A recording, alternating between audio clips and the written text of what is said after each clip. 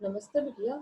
Today, myself JVN Bhavna Verma, Assistant Professor in Jyoti Vidyapeeth Women's University from Department of Science and Technology under Faculty of Education and Methodology.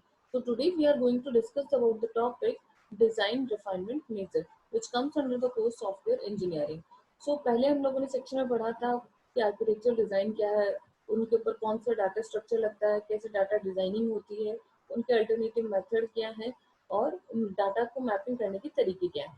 सो अब हम लोग यहाँ देखेंगे कि define refinement refinement measures.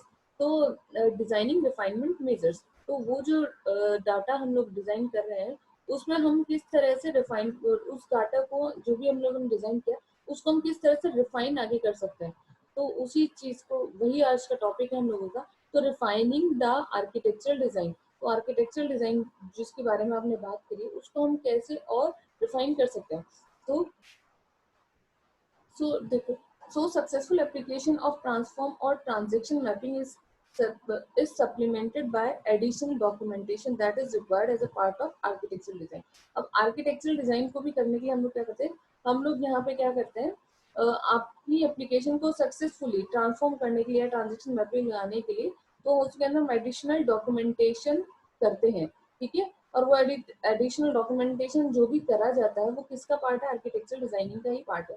So after the program structure has been developed and defined, the following tasks must be accomplished.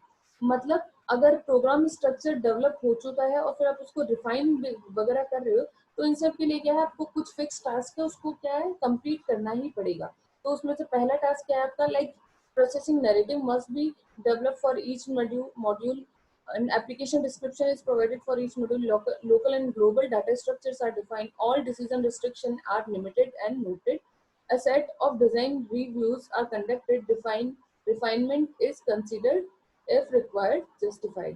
ठीक है, तो यहाँ पे हम लोग क्या करेंगे, तो यहाँ पे हम लोग क्या करेंगे, वन बाय वन इन सारे पॉइंट्स को देखेंगे। जैसे आपका, तो जैसे आपके पॉइंट आ रहा है लाइक कि प्रोसेसिंग से मतलब क्या है, तो processing narratively is ambiguous bounded description processing that occurs within a module.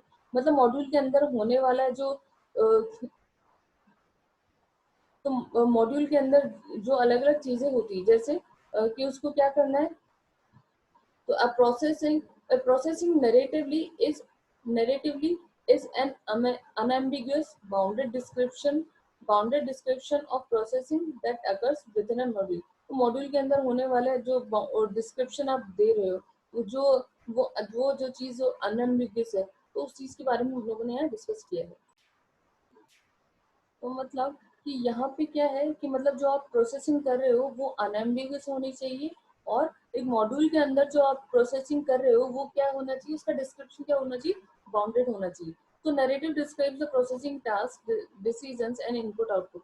जबकि नैरेटिव सेशन क्या डिस्क्राइब करता है, वो प्रोसेसिंग टास्क के बारे में बताता है, उनके डिसीजन के बारे में बताता है और इनपुट आउटपुट के बारे में बताता है। फिर next, the interface description describe the design of internal module.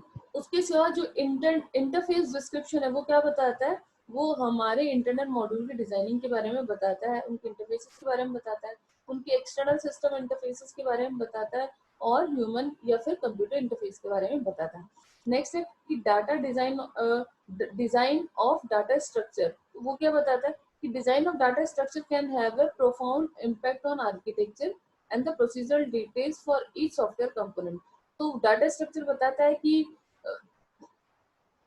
हमारे जो आर्किटेक्चर हम यूज ले रहे हैं तो उस आर्किटेक्चर के अंदर उस डाटा स्ट्रक्चर का कितना इम्पैक्ट है और procedural details for each component, और हर सॉफ्टवेयर कंपोनेंट के से रिलेटेड प्रोसीजरल डिटेल्स बताता है।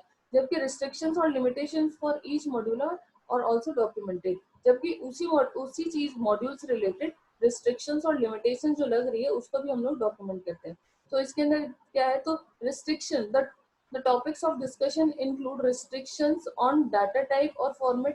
तो यहाँ पे क्या टॉपिक आप इंक्लूड करोगे, तो जो टॉपिक जो मेजरली इंक्लूड होता है उसके अंदर क्या है कि discussion include restriction on data type और फॉर्मेट। कि डाटा टाइप जो आप यूज कर रहे हो उसका जो फॉर्मेटिंग है उसके ऊपर किस तरह से रिस्ट्रिक्शन लग रहा है। ठीक है, और क्या उसकी मेमोरी क्या है या फिर उसकी टाइमिंग लिमिटेशंस क्या है या उसकी बाउंड्री वैल्यूज क्या है या उसकी क्वांटिटी, डाटा स्ट्रक्चर की क्वांटिटी क्या है, या या फिर कौन से स्पेशल केसेस है जो आप कंसिडर नहीं कर रहे हो, और उसके सिवा special characteristics of individual module, और किसी भी मॉड्यूल के अगर इंडिविजुअल कैरेक्टरिस्टिक्स है तो ये वो कुछ टॉपिक है जो आप इसके अंदर लिमिटेशंस और रिस्ट्रिक्शंस में आप देख रहे हो. फिर the purpose of the limitation restrictions and limitation section is to reduce the number of errors introduced because of assumed functional characteristic. अब ये इसलिए यूज कर रहे हैं ताकि आप नंबर ऑफ एरर्स को रिड्यूस कर सको because of assume functional characteristics. क्यों? क्योंकि उसके अंदर कुछ फंक्शनल कैरेक्टरिस्टिक्स पहले से एज्यूम कर रहे थे, तो उनकी वजह से अब एरर्स वगैरह हो रही है, उसको आप रिड्यूस कर सकें. फिर once the documentation has been developed for all the modules, one or more design reviews is conducted. अब एक बार सारे मॉड्यूल से रिलेटेड आपका डॉक्यूमेंटेशन होगी तो एक से ज्यादा डिजाइनिंग रिव्यू क्या है आप देखते हो. फिर the review emphasizes traceability of the software requirement, quality of the software architecture, interface description, and data structure description implemented and implementation in test practically and maintainability. तो यहाँ पे जो आप हर मॉड्यूल के लिए वो डाटा जो डिजाइन कर रहे हो तो वो बेसिकली किस पे फोकस करता है, तो वो जो रिव्यू आप देख रहे हो, जो रिव्यू आप कर रहे हो उस पूरे डाटा डिजाइन, तो वो फोकस करता है कि आपकी साइज कितनी है, साइज की ट्रेसेबिलिटी क्या है, size traceability to software requirement, वो सॉफ्टवेयर रिक्वायरमेंट जिस पे आप ध्यान दे रहे हो तो उसकी साइज ट्रेसेबिलिटी क्या है, उसकी सॉफ्टवेयर जो आर्किटेक्चर आप लगा रहे हो उसकी क्वालिटी क्या है, उसका उससे रिलेटेड अलग अलग इंटरफेसेस डिस्क्रिप्शन क्या है, डाटा स्ट्रक्चर का क्या डिस्क्रिप्शन है, उसका किस तरह इम्प्लीमेंटेशन हो रहा है, किस तरह टेस्टिंग हो रही है और किस तरह मेंटेन हो रहा है. तो ये सारी चीजें हैं जो आप किसमें इंक्लूड करते हो अपने अपने ये रिफाइनिंग ऑफ डाटा स्ट्रक्चर या फिर रिफाइनिंग ऑफ आर्किटेक्चर डिजाइन के अंदर देखते हो. नेक्स्ट उसके सिवा क्या है, तो जो design refinement should strive for smallest number of modules. मतलब जो the design refinement should strive for smallest number of modules. तो मतलब ये जो डिजाइनिंग रिफाइनमेंट की आप बात कर रहे हो तो ये क्या करती है, किसको स्ट्राइव करती है, स्ट्राइव का मतलब किसी चीज के लिए प्रयासरत रहना, कि कोई भी चीज कंप्लीट करने के लिए उसके लिए कंटिन्यूस ट्राई करते रहना. तो designing refinement should prime for the smallest number of modules. तो ये देखती है कि हर छोटे से छोटे मॉड्यूल के बारे में क्या करती है, उसको देखती है, उसके लिए काम को कंप्लीट करने की कोशिश करती रहती है. That is consistent and effective modularity and the text complexity of the data structure and adequate services information requirement. तो मतलब